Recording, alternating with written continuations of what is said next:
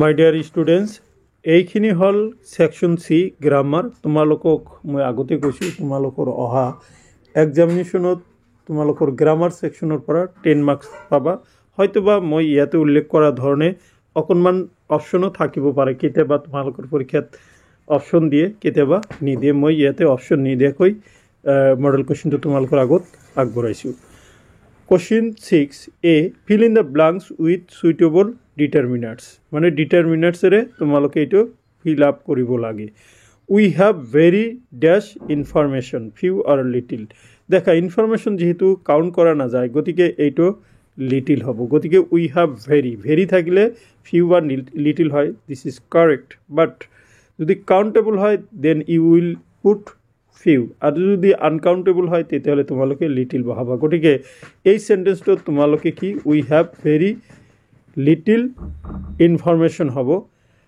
Number 2 দিছে dash European tourist met me yesterday. তার মানে ইউরোপিয়ান টুরিস্ট কৈছে উই নো দ্যাট ইউৰোপিয়ানৰ আগত তোমালোকৰ সকলো সময়তে এ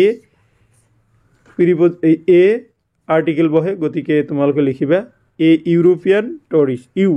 ইউৰ উচ্চাৰণ 29টি ইউ বা অব্যৰ নিচিনা হলে তেতিয়াহলে তোমালোকে এনৰ ঠাইত এ বহাব লাগে। গতিকে a European tourist met me yesterday. Now come to question number B, rewrite the sentences with the correct form of verb given in brackets. Correct tense কৰিব দিছে তোমালোকৰ এইচএস সেকেন্ড ইয়াৰৰ কাৰণে কিন্তু খুব দৰকাৰী।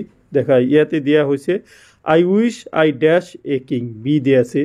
তোমালোকৰ যদি আই উইশ থাকে আৰু যদি ব্ৰেকেটত যদি বি থাকে দেন ইউ পুট অয়াৰ, আৰু যদি বি নিদি বেলেগ ভাৰ্ব দিয়া থাকে তেতিয়াহ'লে তোমালোকে এইটো পাষ্ট ইনডিফিনিট ফৰ্মত লিখিলে হৈ যাব। গতিকে ভি টু ফৰ্মত লিখিলে হ'ব। গতিকে এইটোৰ আনচাৰ হ'ব I wish I were a king. To it rain since morning, since for থাকলে এইটো কি হ'ব প্রেজেন্ট পারফেক্ট কন্টিনিউয়াস টেন্স। গতিকে ইয়াতে কি হ'ব ইটটো থার্ড পারসন সিঙ্গুলার। গতিকে তোমালোকে লিখিব লাগিব it has been raining since morning. তোমালোকে কি লিখিবা it has been raining since morning. Okay, তোমালোকে এইটো নিশ্চয় বুজি পাইছা।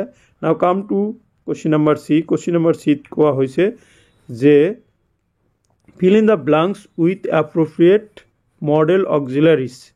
The sense of the sentence is indicate in the brackets. তার মানে কি মডেল অক্সিলারি তোমালোকে জানাই যে shall, should, will, would, can, could, may, might, must, তাৰপিছত অট টু, নিড টু, এইবিলাক হ'ল কি মডেল অক্সিলাৰি। তোমালোকৰ এই মডেল অক্সিলাৰিৰ পৰা 1 মাৰ্ক আহিব।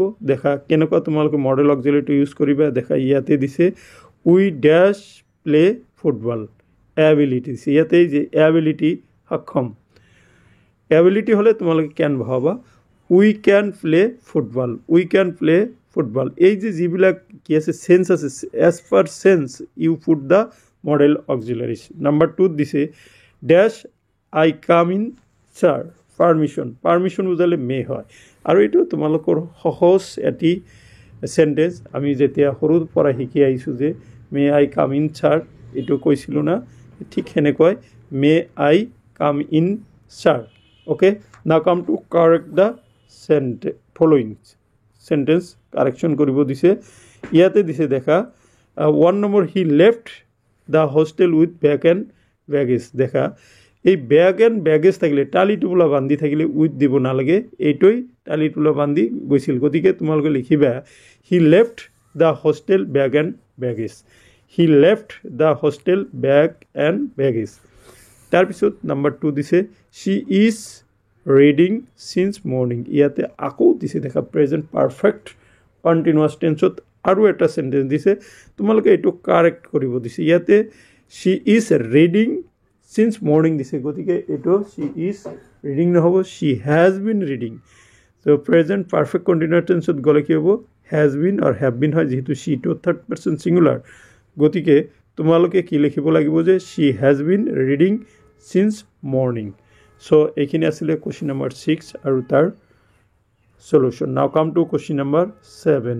In question number 7 compare the following pitch of conversation by choosing the correct alternatives from the brackets তাৰ মানে এইটো ডায়লগ বুলিও কোৱা হয় ডায়লগ ৰাইটিং মই ডায়লগ ৰাইটিঙৰ ওপৰত বহুতো ভিডিঅ' তোমালোকৰ আগত বহুত কেইটা ভিডিঅ' আপলোড কৰিছোঁ তোমালোকে ইউটিউবত চাৰ্চ কৰিলে পাই যাবা সেইখিনি তোমালোকৰ দ্বাৰা সমাদৃতও হৈছে তোমালোকৰ এইচএছ ফাৰ্ষ্টৰ সম্পূৰ্ণ চেপ্টাৰ টেক্সট বুক তোমালোকৰ গ্ৰামাৰ বহুতো ভিডিঅ' 100টাৰ অধিক ভিডিঅ' তোমালোকৰ বাবে মোৰ চেনেলত আপলোড কৰা আছে তোমালোকে চেনেলটো সাবস্ক্ৰাইব কৰি লৈ তোমালোকে 1 বছৰ বা 2 বছৰ আগৰ ভিডিঅ'খিনি চাবলৈ যত্ন কৰিবা তাতে বহুতো তোমালোকে এইচএছ ফাৰ্ষ্টৰ ভিডিঅ' পাই যাবা দেখা ইয়াতে কনভাৰসেশনখিনি দিছে দেখা কাৰেক্ট অল্টাৰনেটিভ দিয়া আছে দুটা কৈ দিয়া আছে ইয়াৰ পৰা কোনটো ৰাইট হ'ব এটো বহাব লাগে she said to me dash why or where are you late ইয়াতে why হ'ব why are you late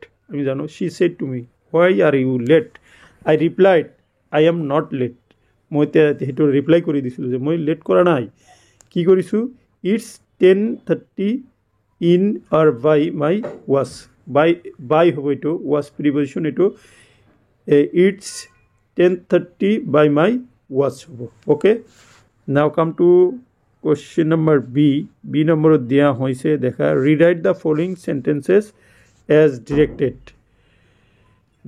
নিৰ্দেশ দিয়া মতে তোমালোকে কি কৰিব লাগিব এই আনসাৰখিনি কৰিব লাগিব দেখা ইয়াতে দিয়া আছে he did not know my name make it a complex এটো কমপ্লিট হৈছে কমপ্লেক্স হ'ব সেন্টেন্স হ'ব প্ৰিন্টিং মিস্টেক হৈছে মৰমৰ ছাত্ৰ ছাত্ৰী সকল তোমালোকৰ যেটো বি নম্বৰটো কৈছো নহয় এটো তোমালোকৰ এই সেকেন্ড ইয়াৰত খুব important transformation of sentence you will get 4 marks from that topic this is very tough in second year classes also so তোমালোকে এখিনি অলপ মন দি জানিবা বা শিকিবলৈ যত্ন কৰিবা দেখা ইয়াতে কোৱা হৈছে যে he did not know my name make it a complex sentence he did not know what my name was তোমালোকে এনেকৈ লিখিবা he did not know what my name was it wh word এর complex sentence generally কিছুমান